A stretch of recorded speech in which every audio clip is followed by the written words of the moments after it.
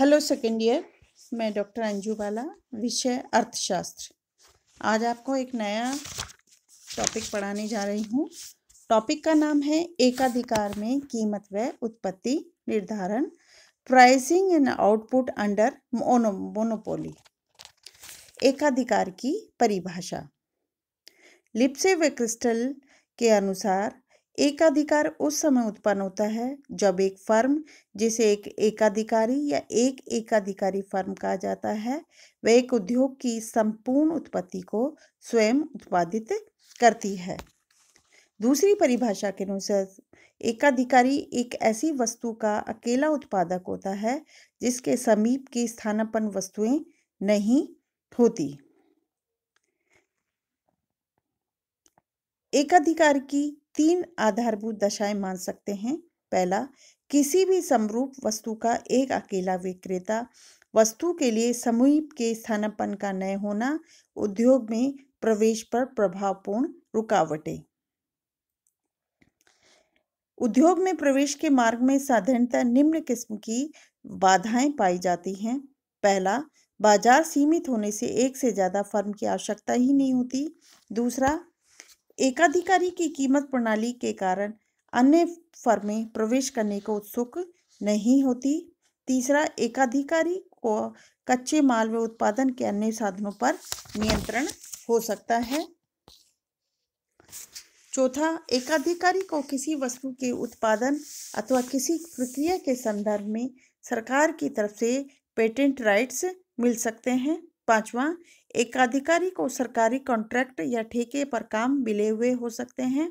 छठा, एकाधिकारी को प्रशुल्कों व आयात कोटा आदि के अंतर्गत सुरक्षा मिल सकती है। सातवां, पैमाने की किफायतों या बचतों के कारण भी एकाधिकार की दशा उत्पन्न हो सकती है। उत्पादन बढ़ाने से लागतें घट जाती हैं, जिससे नए प्रतिस्पर्धियों के लिए प्रवेश के अवसर बंद हो जाते हैं। अतः कई प्रकार की रुकावटें व प्रतिबंधों के कारण फर्में प्रवेश नहीं कर पाती तथा एकाधिकार की दशा बनी रहती है। वास्तविक जगत में एकाधिकार की स्थिति कम ही देखने को मिलती है। फिर भी सार्वजनिक उपयोगिता संबंधी सेवाओं जैसे जल की सप्लाई, विद्युत की सप्लाई, रेल, राष्ट्रीयकृत सड़क परिवहन, टेलीफोन आदि में जो स्थिति पाई जाती है वह एकाधिकार के समीप ही होती है। एकाधिकारी एक से अधिक मांग की लोच अथवा लोचदार मांग के क्षेत्र में उत्पादन करता है। एकाधिकार में फर्म व उद्योग का भेद समाप्त हो जाता है, क्योंकि एकाधिकारी फर्म ही एक एकाधिकारी फर्मों के रूप में कार्य करती है।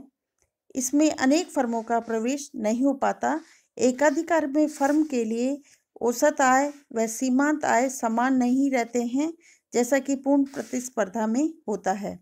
इसका कारण यह है कि एकाधिकारी एक ही कीमत पर चाहे जितना माल नहीं बेच सकता, उसे अधिक माल बेचने के लिए अपनी वस्तु की कीमत घटानी होती है।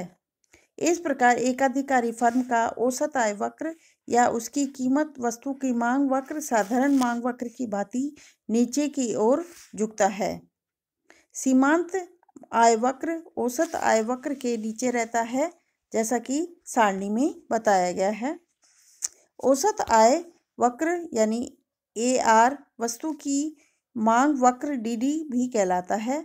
यह विभिन्न कीमतों पर एक वस्तु की बेची जाने वाली विभिन्न मात्राओं को सूचित करता है।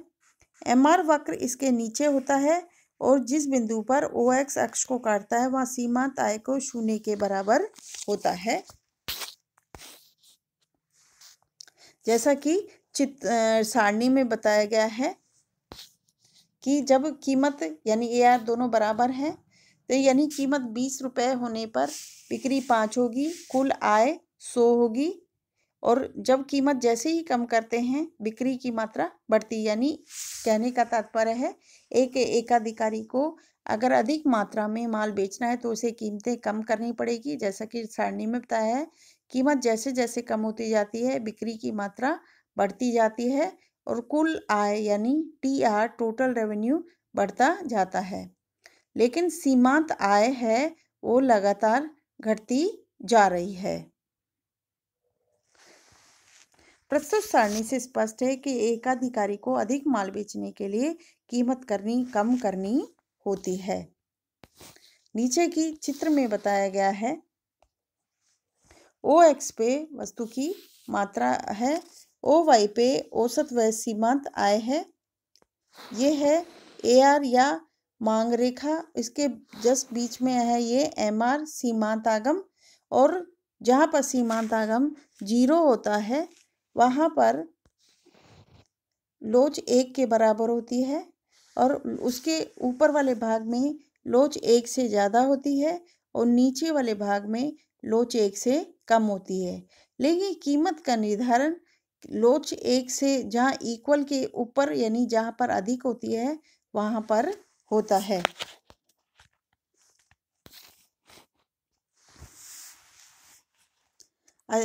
यानी एकाधिकारी जिस स्थान पर अपनी उत्पत्ति की मात्रा निर्धारित करता है वहाँ पर मांग की लोच 1 से अधिक होती है।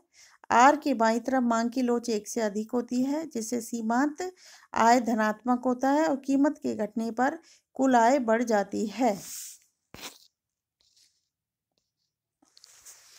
R के दाईं तरफ मांग की लोच 1 से कम होने से कीमत के घटने पर कुल आय घटती है, यानी सीमांत आय ऋणात्मक होती है। अतः एकाधिकारी के लिए उत्पत्ति की दृष्टि से वह क्षेत्र उपयुक्त माना जाता है जहां मांग की लोच 1 से अधिक होती है, क्योंकि इसी क्षेत्र में सीमांत आय धनात्मक पाई जाती है।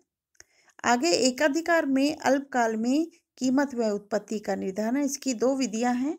पहली कुल आय कुल लागत यानी TR माइनस TC, दूसरी है सीमांत लागत बराबर सीमांत आय यानी MC इजिकल टू MR, जैसा कि चित्र में बताया गया है।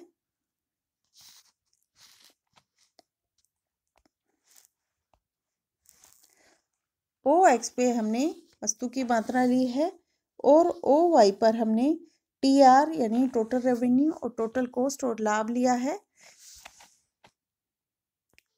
ये है टोटल कॉस्ट वक्र, और इसी प्रकार 0 से स्टार्ट हो रहा है टोटल रेवेन्यू वक्र, और यहाँ पर 2 स्पर्श रेखा खींचिए, ढाल रेखा, जहाँ पर B और A जहाँ पर सबसे स्पेस ज़्यादा है। इस प्रकार नीचे लागत वक्र है, शुरू में नेगेटिव होके ऊपर पॉजिटिव होता हुआ नीचे आ रहा है।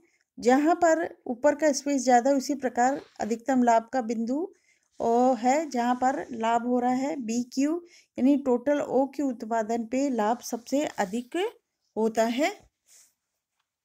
यानी फर्म के संतुलन के TR माइनस TC एक संख्यात्मक दर स्पष्ट किया गया था। एकाधिकारी अपना लाभ अधिकतम करना चाहता है, अतः उस बिंदु पर उत्पादन करता है जहां पर उसका लाभ अधिकतम हो।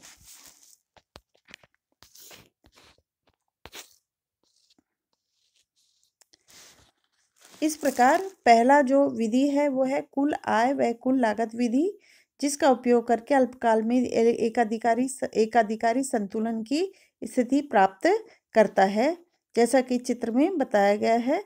दूसरा है सीमांत आय व सीमांत लागत व सीमांत आय यानी MC इजिकल टू MR की विधि, जैसा कि चित्र में बताया गया है। चित्र में OX पे मात्रा ली है, OY पे अल्पकालीन औसत आगम, औसत लागत, अल्पकालीन सीमांत लागत, औसत आगम और सीमांत आगम। ये मांग रेखा है जो कि औसत आगम को भी दर्शा रही है, उसके बीच में ये सीमांत आगम रेखा है। और इसी प्रकार ये है आपकी SAC और ये है आपकी SMC, जो एक बिंदु पे काटते ऊपर ले जाते हुए कीमत का निर्धारण होता है OP, और मात्रा का निर्धारित है OQ। और ये वाला भाग है जो मैं क्रॉस कर रही हूँ, ये भाग लाभ को बताता है। इस प्रकार 2 शर्त निर्धारित है। पहली है MC इजिकल टू MR और नीचे से काटने होना चाहिए, और वहां पर एक फर्म को अधिकतम लाभ प्राप्त होगा। मुख्य निष्कर्ष, पहला औसत लागत वक्र SAC पर TSRP कुल लाभ औसत लाभ वक्र SAC के अधिसामान्य लाभ नहीं अथवा केवल सामान्य लाभ ही प्राप्त होते हैं। क्या एकाधिकारी अल्पकाल में हानि हो सकती है? तो हमने ऊपर एक स्थिति अधिक लाभ न लाभ न हानि की स्थिति बताई थी, लेकिन हाँ, तो एक अधिकारी को अल्पकाल में हानि हो सकती है, जैसा कि चित्र में बताया गया है। ओ एक्स पे मात्रा है, ओ वाई पे कीमत व लागत है, और ये है ए आर एम आर की स्थिति, और ये है लागत, औसत लागत, ये है सीमांत लागत। ई बिंदु पर होता है जहाँ पर कीमत निर्धारित हो रही है, आर क्यू, और मात्रा है ओ आर, लेकिन वहाँ पर एन और आर यानी एस एम एन और आर के बराबर हानि एकाधिकारी को अल्पकाल में हो रही है।